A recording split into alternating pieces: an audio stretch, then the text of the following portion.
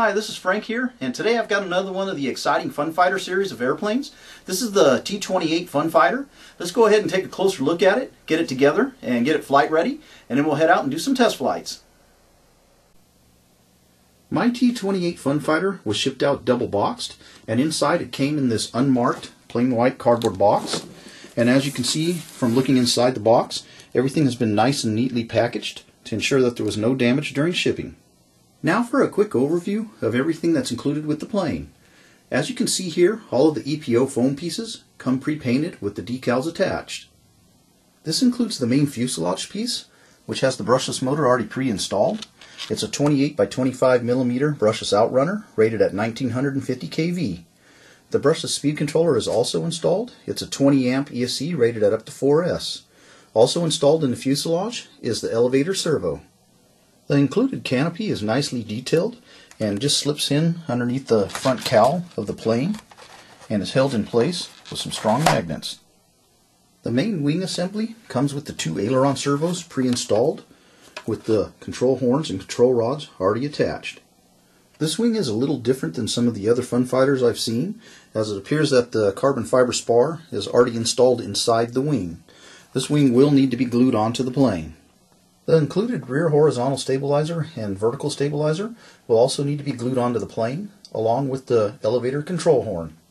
The last few things to go over are the two bags of hardware, which includes the elevator control rod and control horn, two spare props. These are 5.5 by 4.5 props, and of course an English manual. This is an assembly and operations manual, and it does include a full pictorial on how to build the plane, along with the plane's CG.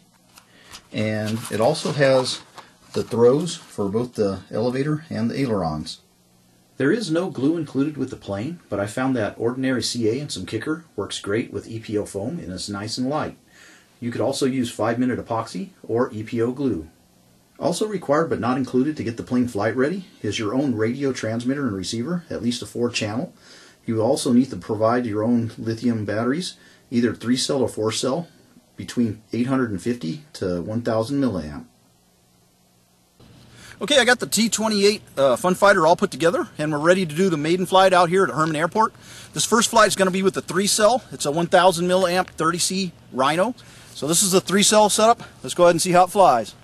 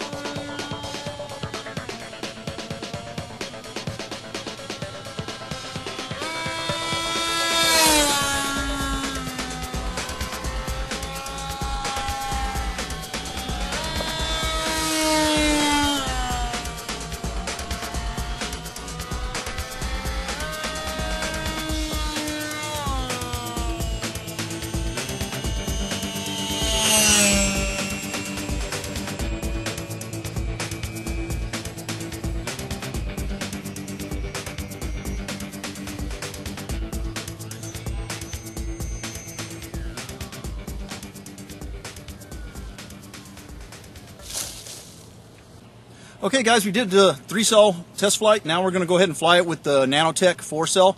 It's a 4590C 850 milliamp. I also put a small GPS unit in here to hopefully clock the speed of the plane, so after the flight we can see how fast it was actually flying. It's pulling about 375 watts and weighs in about 13 ounces. So here goes with the 4S.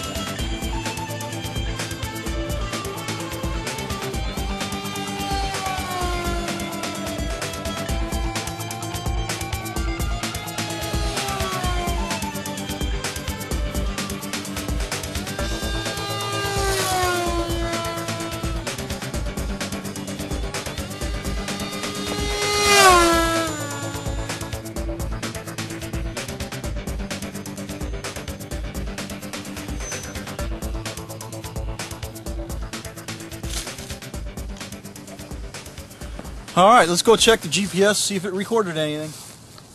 Okay, the GPS was on for a total of 7 minutes and 26 seconds. That wasn't the actual flight time, that's how long it's been plugged in.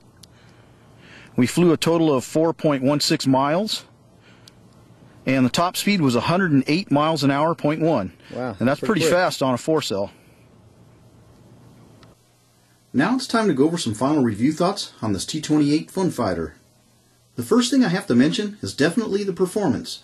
I was very impressed with the 108 mile an hour top speed, especially since this is a stock out-of-the-box plane. And even with all that speed, I still found the flight characteristics to be very stable and quite maneuverable. To add to this, I found the fit and finish of all the materials on the plane to be top-notch and were very easy to put together. One thing I do have to mention is the main wing does flex quite a bit, so I would suggest adding a piece of fiber tape on the bottom of the wing to help stiffen it up, especially when flying fast and pulling high G maneuvers. The only other issue I had was I found that the CG in the manual was off by quite a bit. I found that the plane flew the best with the CG set right about at this first line here on the wing. But overall, I'd have to say I'm quite pleased with the performance and quality of these little Funfighter planes, including this T-28. And I would definitely recommend this little Funfighter to anybody out there who's looking for a serious adrenaline rush. For best available pricing, please log into your HobbyKing online account and put the item in your cart. Thanks for tuning into this review of the HobbyKing T-28 Funfighter. And remember, you can find this complete line of exciting Funfighter series planes on HobbyKing's website at www.hobbyking.com. See you again next time on HobbyKing Live.